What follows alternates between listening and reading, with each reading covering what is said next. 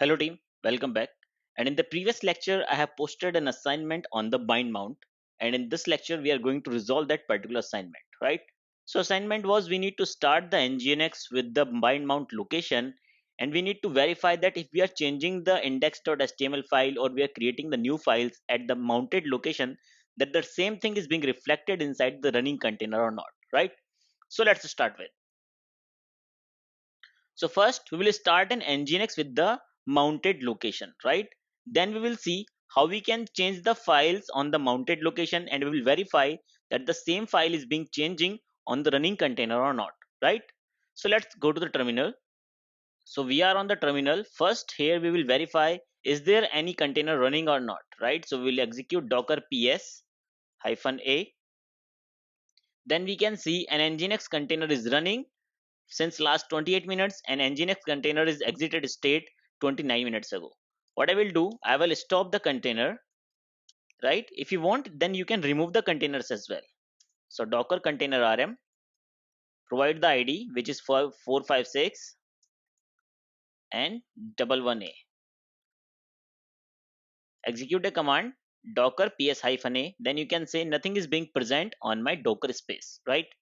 I will clear out my console.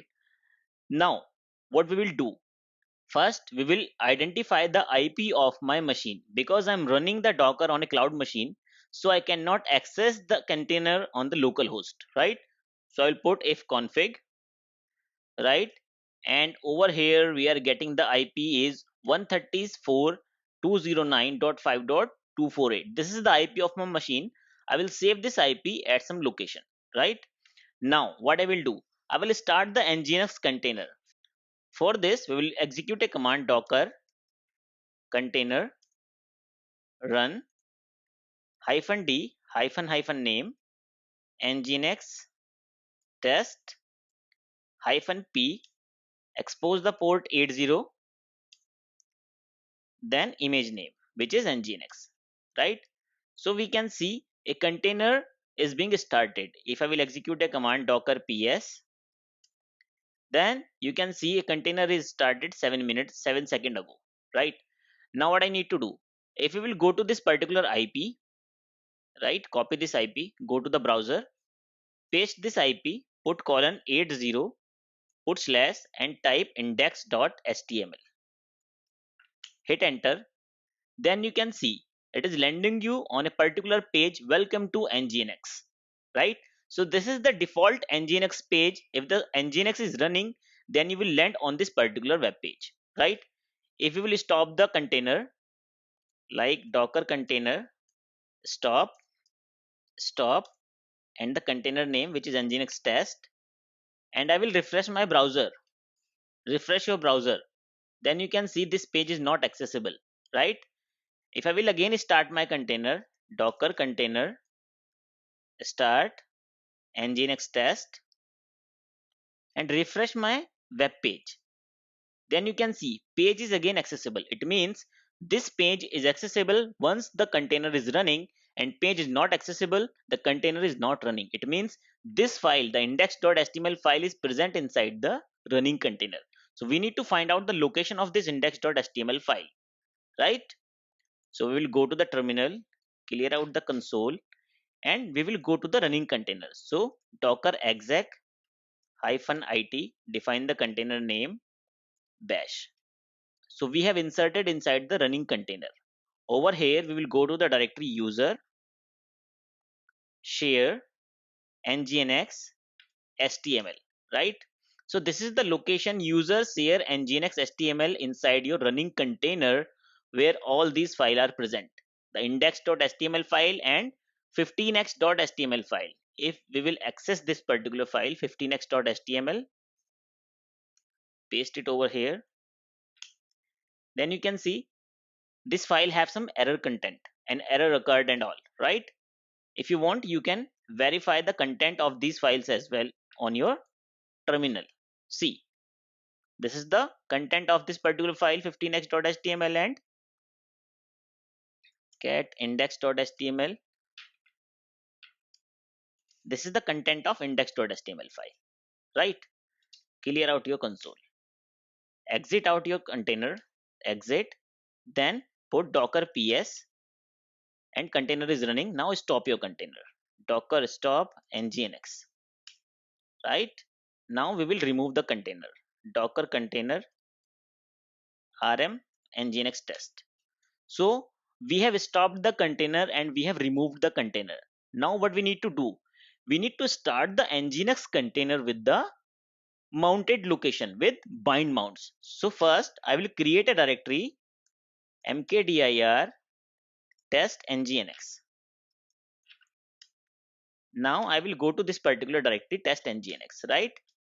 Exit, enter command pwd. So my current working directory is test nginx. What I'm going to do, I'm going to mount this particular directory test nginx with the user share nginx html directory inside my running container, right?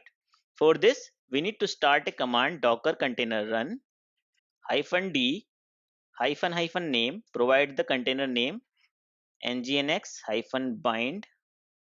I'm providing this custom name like bind. Then provide hyphen p port 8080. Then we need to define the mount location, right? So hyphen hyphen mount type equals to bind comma source equals to double quotes dollar bracket pwd, which means the current working directory, right? Put comma, then target equals to what is the location we want to mount. We want to mount this location where the all files are present. So I will copy this location and paste it inside the target, right? Remove these double slash. Now provide the image name, which is nginx. Hit enter. So you can see the container is being started, right? If I will put ls over here, then in this particular directory test nginx directory nothing is present, right? Now I will open another terminal, and inside this terminal I will execute a command docker ps, right? So we can see nginx bind is running, nginx container name nginx bind is running. So what I will do, I will go inside this particular container. So docker exec hyphen it nginx bind bash, right? Now I will go to the location user share nginx html. I will put ls. Then you can see inside this directory nothing is present, right? So when we was running the nginx container, there was two files present at this particular location user share nginx html. But as soon as I have mounted this particular location with my local file system, which is present over here and which is blank, so this location is also being blanked, right? Now if I will go to the browser and refresh this particular page, then nothing should be appear. See, we are getting 404, nothing is being appeared. Nginx is running, but there is no file present, right? Nginx running, but there is no file present. Now if you will again go to the terminal, right? And this is my local file system, and over here suppose I will create a new file touch test index.html, right? Put ls. See, test index.html is present on my local file system, right? Now this is the location where I'm working inside the running container. I will put ls, then same file is being created over here as well, right? Now suppose we will insert some data in this particular file. So we will open the file in a vi mode, right? Press I to insert and create some data over here. So I have inserted some data, the HTML data. The title is sample nginx file. Then we have a heading my nginx file. Then some paragraph. See, I am using bind mount running container.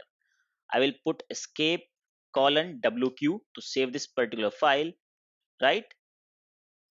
Press ls, then you can see the file is present over here. And if you will go to the container and press ls, the file is present over here as well.